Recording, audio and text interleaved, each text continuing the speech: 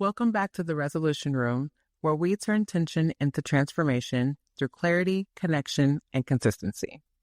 I'm your host, Dr. Nicole Alioto, and this is a space where we explore what's really underneath the moments that challenge us and how they can lead to something more honest, more human, and more whole.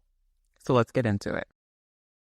Okay, welcome back to this special crossover episode of the Measure Up podcast with Dr. Nicole Alioto of Olive Brave Consulting and Dr. Nicole Alioto in the Resolution Room, Low Insights Consulting.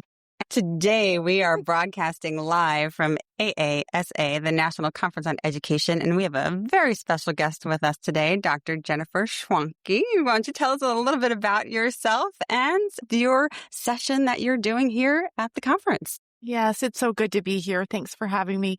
I am here in Nashville to speak on a panel of superintendents, or in my case, deputy superintendents who have written books. So I am lucky enough to write for ASCD, and I have actually 5 books out with them. So part of being on that panel, I think, is talking to these educators who might have a book in them as well. Wait, we're bringing the book out of each person. Well, no, I think that's the intent, but all of the people on the panel are authors. But I assume the people in the room will think, what if I want to do that? I want to write a book. So we'll see. Yeah. Got it. That's why I'm here. I know you have a new book out, and that is something that I thought we could talk about today because it really ties into both of our podcasts, Measure Up and the Resolution Room, which is Trusted. Yep. And I know it's a long subtitle, but we'll put a link in the show notes so everyone can find it. But I love the timing of it. Right now, trust is an issue, not just in school districts, but kind of across society. So I feel like the timing is perfect. I know books take a long time to get published. So maybe take a step back and what was maybe the catalyst or what sparked you to write the book at the time that you started writing it?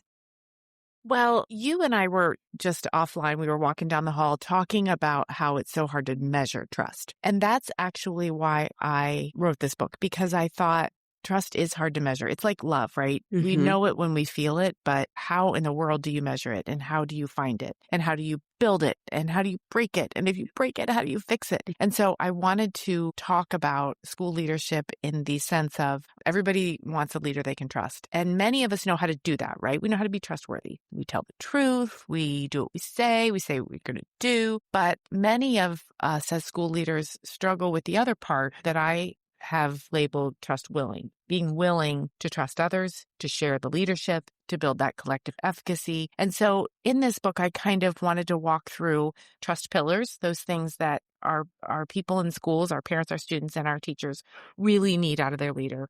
And then trust killers, what we're doing maybe unintentionally that makes people not trust us. Can you give us an example of that? So if we were to walk into a school, what would we notice to say, there's a trust killer? Maybe I need to pay attention to that.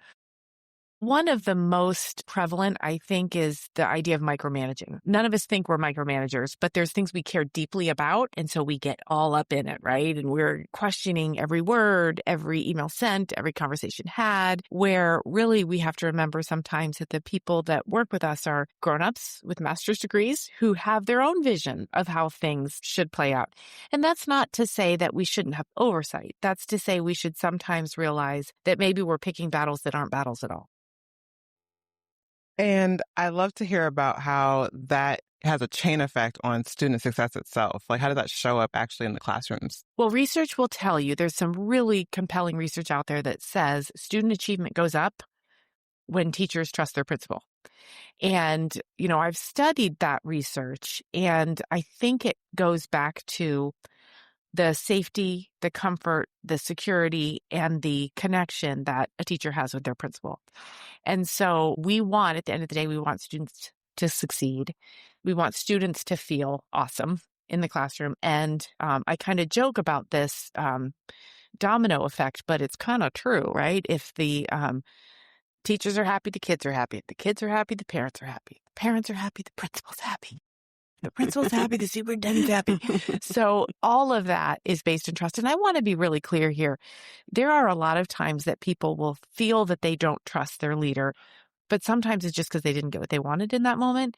But there's kind of a deeper layer of trust where you really do actually trust them. You maybe don't trust that they're going to start the staff meeting on time or that all the items on the agenda aren't awesome, but you still trust them. So trust should not be confused with unilateral approval. I think that's a good distinction. Sometimes they get a little convoluted. Right, they do. Right. Jump in with a follow-up. I want to think about the internal versus external trust, because that internal piece, I mean, that's hard work. And then compound that with the trust from the community. So can you talk a little bit about that trust building and how to balance that as a school leader as you're trying to rework and reestablish that trust willingness? How do you balance that with growing trust within your community? Right. I think that's a very good question. And here's what I'm going to say about this. I think this is not an analogy I use in the book. It's something I've come to use. And that is that this whole, the metaphor is of a tree and a woodpecker, right? And so the woodpeckers are constantly trying to chip away at the trust, and you have to continue to be strong and be your tree and grow and flourish, et cetera. But too much of that will damage that trunk. It will really hurt it. And that's the internal trust I think that you're talking about. So if you're strong in your trust, if you make consistent decisions, if they're fair, if you communicate them well, then that does kind of flow out to those people who are kind of trying to chip away at that trust. If you're waffling back and forth, for example, if you make one decision for one person and then you make a very different decision base for another person because you like them more, then you're going to do damage that you'll never get back. And so to me, I think it's about two things. One is being rooted in what you believe as a leader and sticking with that, and also relying on a trusted network internally, have that assistant principal, the secretary, your spouse at home, colleagues who do the same work that you can call and just say, this feels a little sideways. How is this decision? And am I going to lose some trust if I do this? To be able to kind of have that barometer to check in on.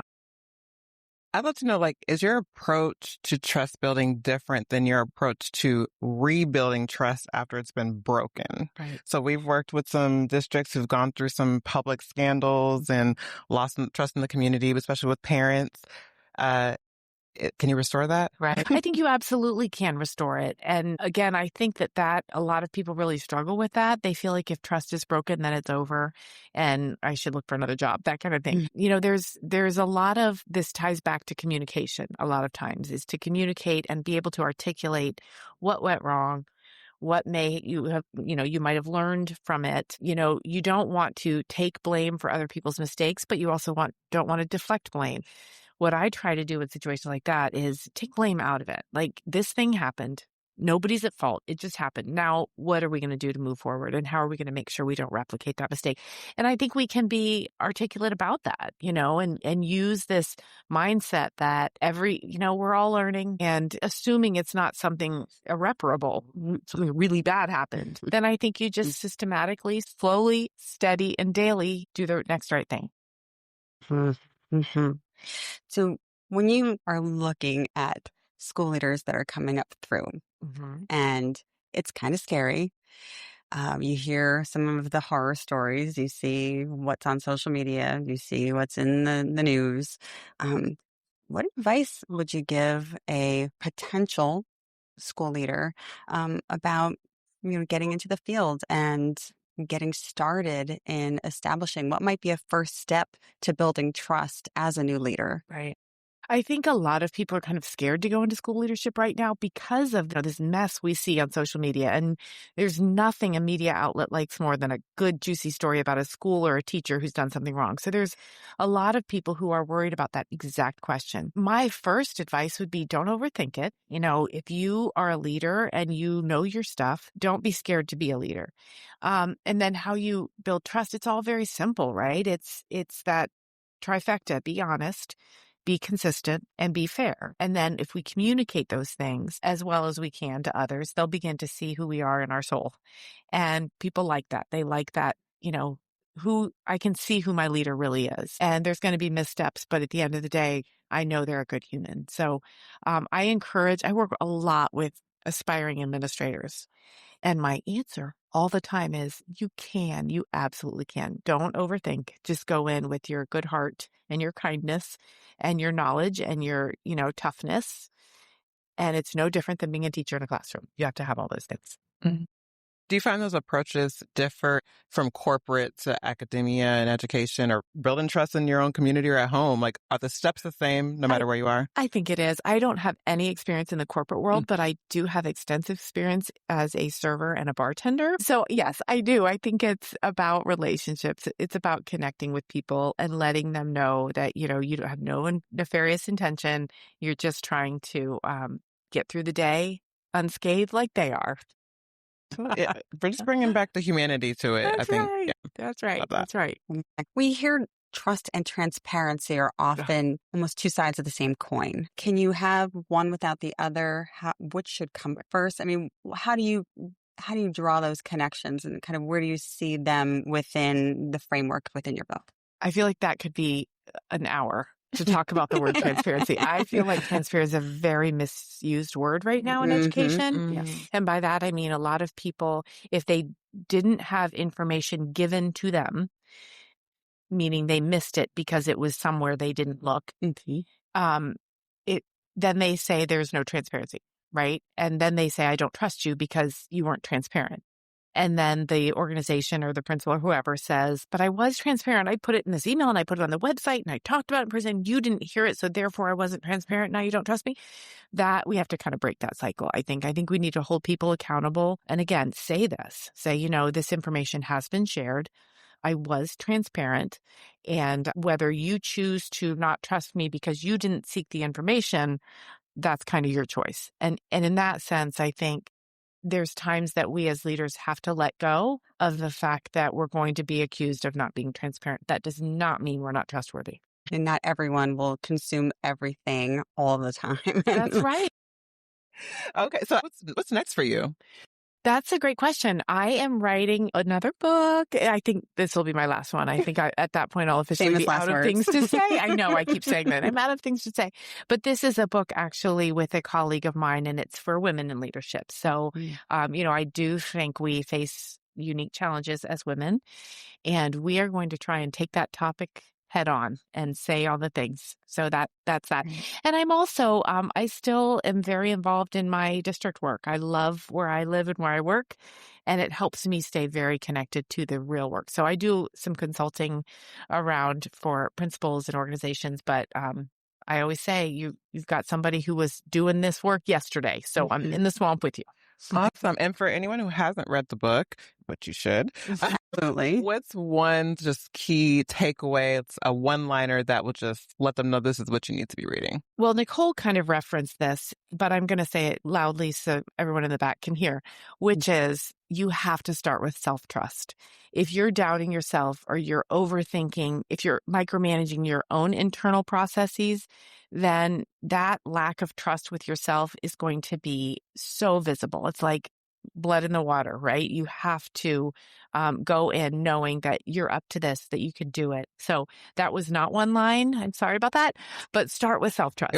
Start with that. Okay. If you use commas and semicolons, it's one line. It's a Faulkner one line. It's like 2.5 pages of one line. And where can everyone follow you and your work? They can find me at jenschwanke.com, and there they could sign up for my weekly newsletter, which is called Principal Problems with Dr. Jen. And I kind of put a little tidbit out every week. So you can find me there. Thank you so much for stopping by. We're so excited to have you. I know I've been following your work for a few years now, and it's just, there's so many gems. So definitely excited to see what's next. Thank you so much. As always, thank you for joining me in the Resolution Room. If this conversation moved you, challenged you, or gave you something to carry forward, consider supporting the show. You can explore our wearable wisdom collection in our Mind Shop, where each piece is designed to spark reflection and dialogue. You can also join our growing community for behind-the-scenes conversations, resources, and support of your own journey through tension and transformation. And if you just want to say thank you in a simple way, you can always buy me a coffee. Every gesture helps keep this space going. All the links are in the show notes. And until next time, keep building in the quiet, because that's what will carry you forward.